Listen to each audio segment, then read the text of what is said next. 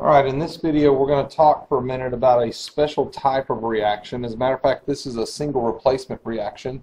We already saw this in the last video, but I wanted to walk through something with you real quick to be helpful. I'll slide that in just a little bit to be helpful. Okay, here's this reaction. You can tell it's a single replacement reaction just as a reminder. Plus minus, and this is a plus. Those all come directly from the chart that we were talking about in the last video. I can tell all those charges straight off the chart like I'm doing right here. And so there's a special thing that goes on here that we need to talk about for a minute. There's always the assumption that when we do a reaction that it always works. And that's not always true. So you're going to have to be careful, specifically with single replacement reactions. Okay? Single replacement. I'm going to show you exactly what I'm talking about. And I'm going to start by using a piece of star chemistry information. As a matter of fact, I'm going to zoom in here.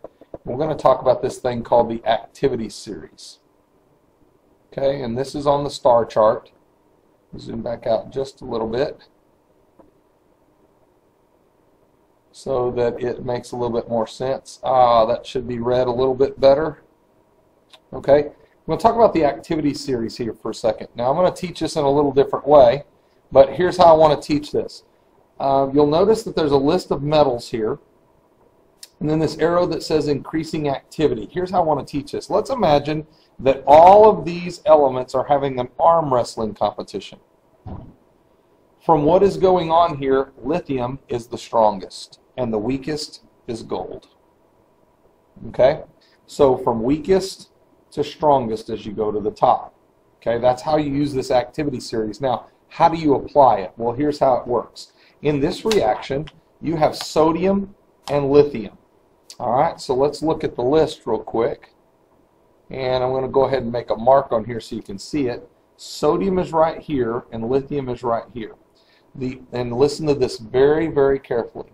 The only way that this reaction can take place is if sodium, who's trying to switch places with lithium, they're going to switch places so sodium can dance with chlorine if you watch the other video. The only way that's going to happen is if sodium is stronger than lithium. Think of them as holding hands. And what's going to happen is if sodium's strong enough, he will pull the lithium from chlorine, and then he will hold hands with the chlorine. So we're going to look at this chart, sodium and lithium. If you look at them very carefully, sodium is not stronger than lithium. Sodium is weaker. If you're thinking about arm wrestling, sodium is weaker. If you saw an equation like this, the answer to this question is no reaction. If you put sodium with lithium chloride into a container, it's just going to sit there. Not a reaction at all. Why? Because sodium's not strong enough to pull lithium away from chlorine. So it won't happen. So the real answer for this is no reaction. It won't make anything over here at all. Now, let me give you a different example. What if the reaction was turned around a little bit? Let's say it is lithium with sodium chloride. Now that looks close to what we just had, but it's the reverse. So you look up your two elements, lithium and sodium. Is lithium stronger than sodium? Yes, it is.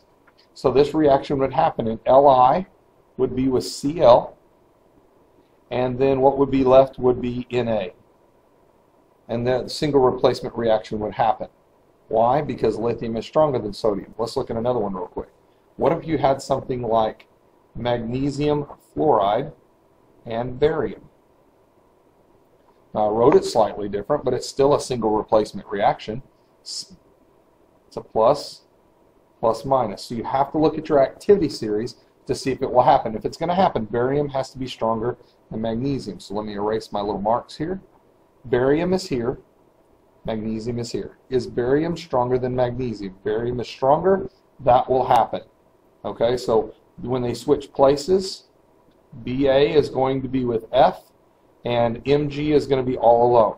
Checking your charges, plus 2, minus 1, that has to have a 2. Magnesium's alone, so you don't have to worry about its charge. And then you could balance the whole reaction. That one takes place.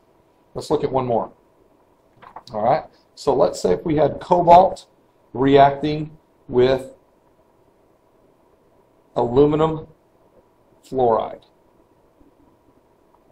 See if this reaction happens. Take a second, pause the video. Here's the activity series. You come up with the answer. Will it happen? If it does, what's left? If it doesn't, it's no reaction. Pause the video. We'll come back in a second. All right, in this case, you have to look up both elements. So you have cobalt and aluminum. Cobalt is here. Aluminum is here. So if cobalt's trying to arm wrestle with aluminum, cobalt has to be stronger. Is he stronger? No. No reaction. Now the reason I showed you this video is to make sure that you know that not every reaction happens just because it's written down.